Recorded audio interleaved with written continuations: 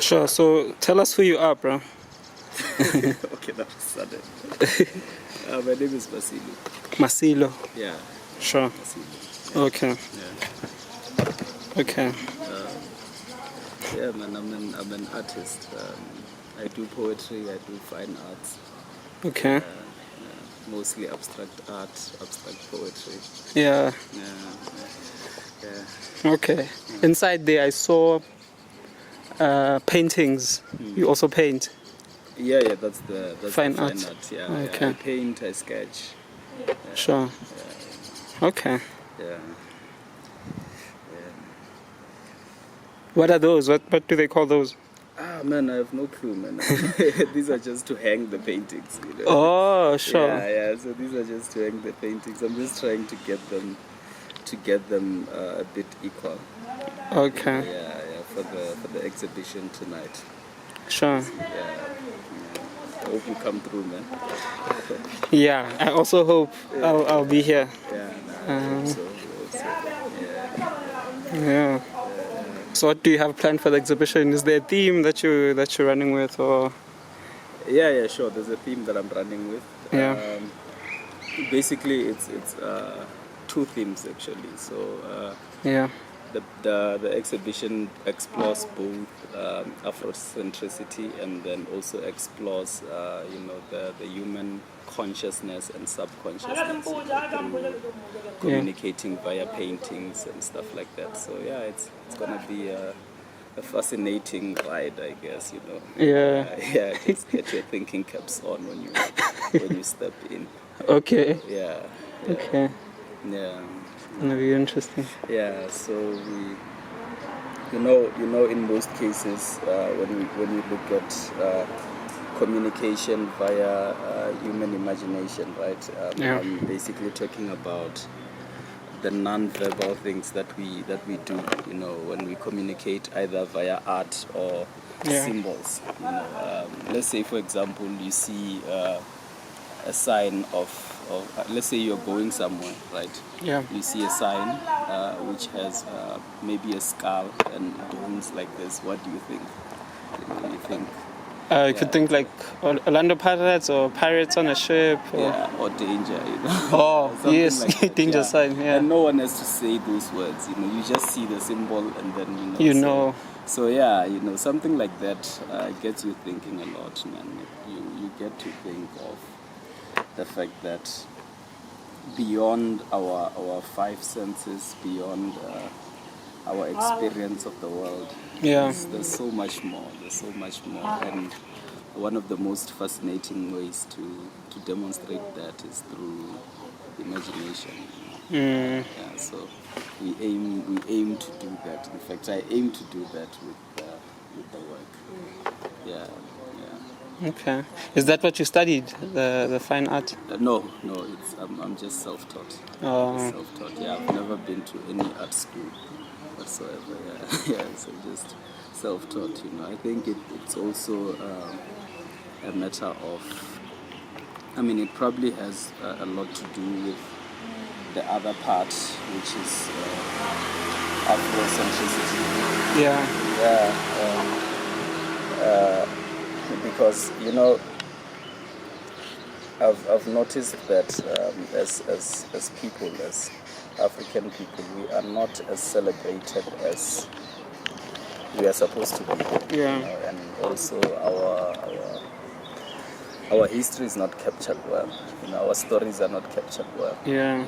Our stories are captured from another person's perspective. Even when we are the ones that are telling those stories, just the mere fact that I'm using English right now, I'm not necessarily telling things how they're supposed to be. Yeah. So much has been taken away from us, and our narrative has been changed. So the main one of the main aims of this exhibition is to try and put a narrative from our own perspective, outside what we are defined as. Okay, African perspective. Yes, Okay. African perspective, not black people perspective, as we have been coined to be, but African perspective Yeah. from ourselves, So that's something that we will be looking at on the exhibition. That's something we'll be looking at. Okay. Where are you from? What's your home language? Oh, you mean like home? Yeah. Oh no, I'm Pedi, man. Oh, okay. But then, from Aramancha, somewhere in Limpopo, Luichefat. Okay. Yeah, we speak a lot of languages that side. Tsonga, Pedi, Yeah. Sloveri, Venda, Stokwa. Yeah. Yeah, Ridiapa Kaufela, so Yeah. from that side, Yeah. No, I see. So I was working at a government department here. Yeah. Central. So I could see. So most of the people there, most of the people working there, either Venda, Pedi, or Tswana. Yeah. So I could tell that, like, when I'm in a room with a Venda and a Pedi, mostly those two, they, even though the Pedi lady doesn't speak Venda, but she can hear when the guy is speaking Chivenda. So I could be in a room with them and they're speaking different languages. I'm like, No, I think it's also because of proximity, man. Like based on where we stay. I mean, let me give you an example with my house, back at home. Yeah. At my place, Rapa Stokwa, right? And then my neighbor on the left is Venda speaking. Then the other ones, like just across the road, what do you call it, Spady, like pure Spady speaking, And then from then, as we go further down the road, there's a Tsonga family and a Shona family after that. So, growing up with all those people, when we, just playing around, we come up with our own means to communicate and eventually end up learning the how other to speak language.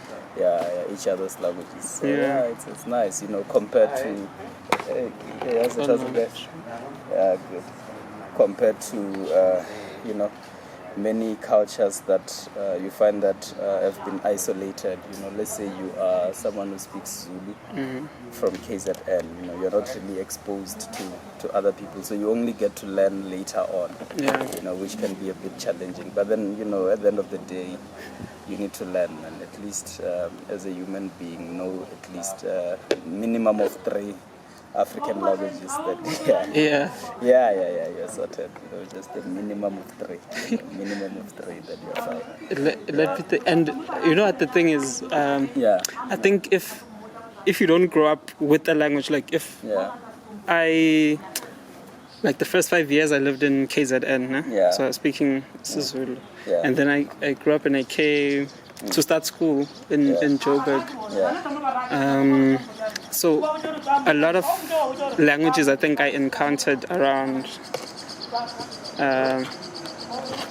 maybe primary school when I started studying in Joburg.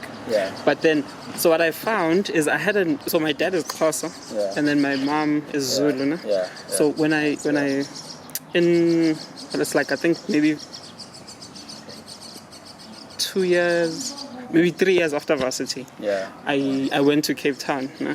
And when I got there, I found like people speaking Xhosa, and then other people speaking English and Afrikaans. But I found that I had almost like a I don't know, like there is like a connection of feelings towards the language. Like each language has its own sort of like emotions. That's true. True. Yeah, because I think the first few days I was in Cape Town, when I spoke to the Xhosa speaking ladies, I was feeling offended. I was like, wait, why do you guys speak like that? But then if you stay there long enough, you realize that's how everyone speaks. It's like a very common thing. You like, because of where you coming from. you may not be used to that, and then the new language evokes emotion. Yeah, no, you do experience something like that, man. I mean, when I first came to Pretoria, having to learn Setswana, yeah, Setswana was okay, but then Spitori didn't really make sense to me. Like to find an old man saying "eita during neighbor," something like that was just it was just a bit off. So the more you go to different places, the more you get to learn, and then by the time when I was in Durban,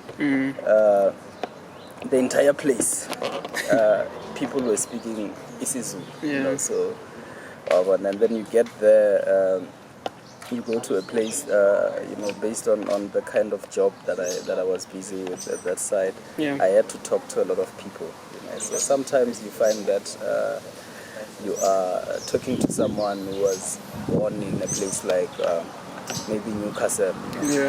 They've never been outside of Newcastle. And by that time they are now 45 years old. And then you need to communicate with that person. Where do you start? So I think that it's like the reason why I said you need to know at least 3 of our languages. The reason I say that is that it's not just a matter of us communicating, but rather preserving our own stories, preserving our own culture, and also preserving the way in which we do things. Like if you look at kids now from around here, you check how they behave, you check what they do, and you can see that not only can they not speak their home languages, because usually they only speak English for some reason. I don't understand why it's like that, because you can be fluent in a lot of languages. That's a sign of intelligence, by the way. Like if the more languages you know, the smarter you are. But then we live in this facade that says that if you know English, then you're smart.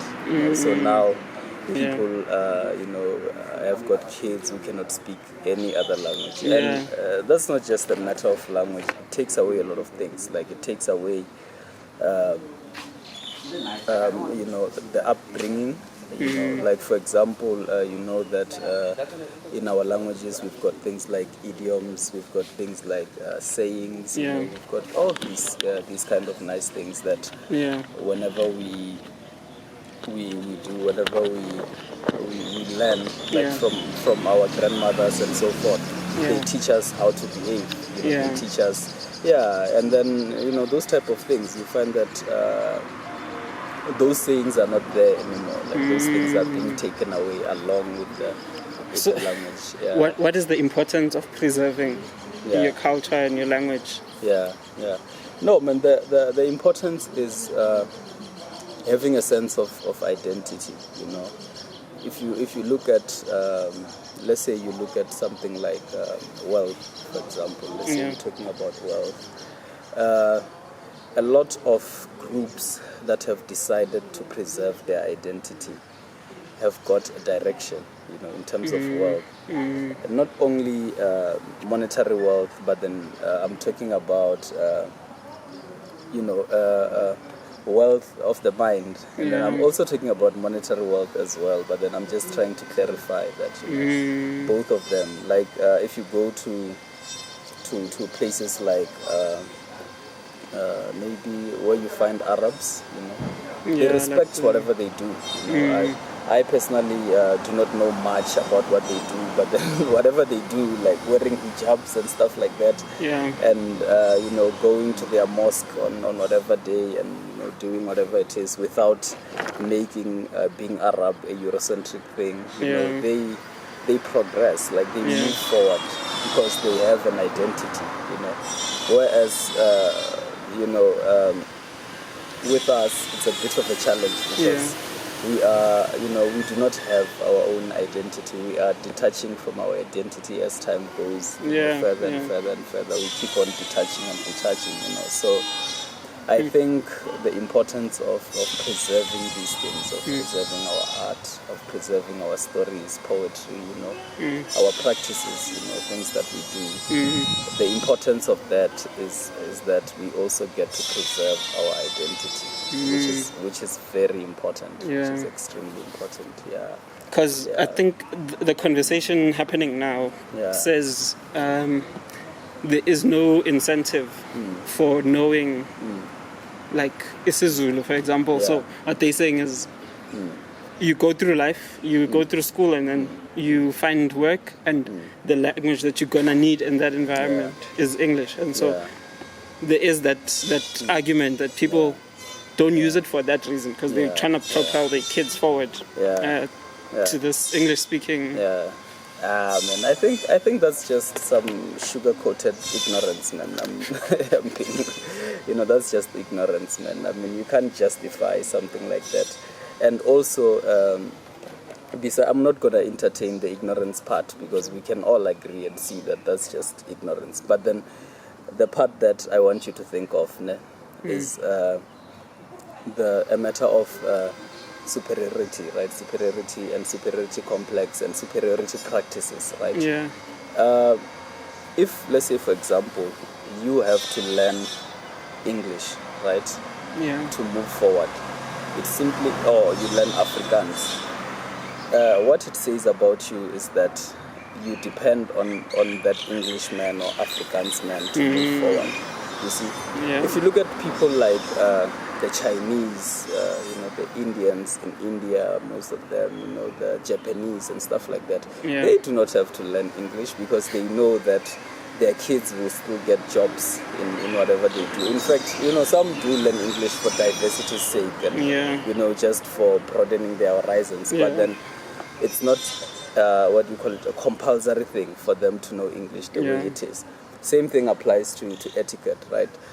If, let's say, I go to a restaurant as a black person, and then somehow I'm expected to know how to use fork and knife, somehow I'm expected to know how to use chopsticks, all these things. Yes. But then a Chinese person, if they come here and they can't use fork and knife, let's say a Chinese person has a meeting with a white person, they are more likely, and then maybe they both can't speak each other's languages. They are more likely going to get an interpreter for that. Yes. You know why? The reason is because they view each other as equals. Whereas if I'm to have a meeting with a white person or a Chinese person and I do not know their language, I'm going to lose out. Or I do not know their etiquette, I'm going to lose out. You know why? Because they view me as their inferior. So by doing that to our kids, we are actually perpetuating the entire thing. We are also promoting the fact that we are inferior, which is not correct.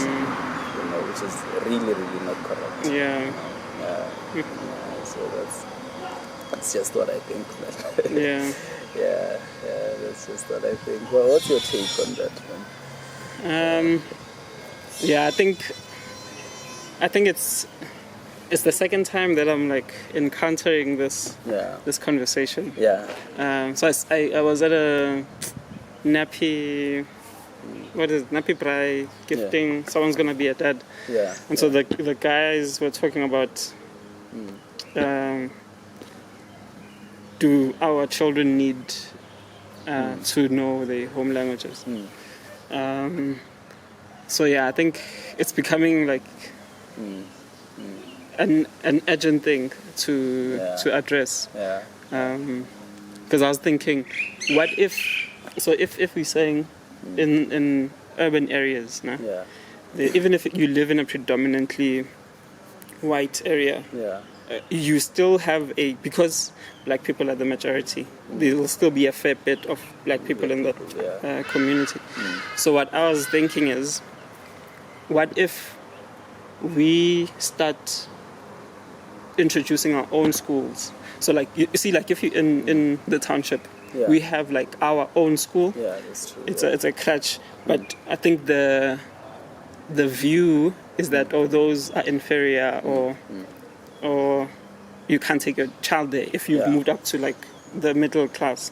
So I was saying, what if these complexes that have 5 or 10 black households come together and say, oh, we're going to have our own thing. We're going to teach our children Sizulu, Sepedi type of a thing.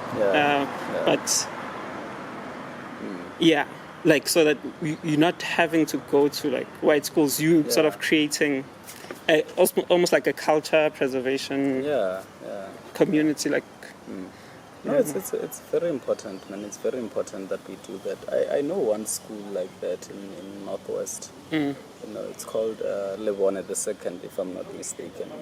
Okay. Yeah, it's an African-owned school, and you know, people get to learn Setswana, you know, all these languages. But then it's a high-end school.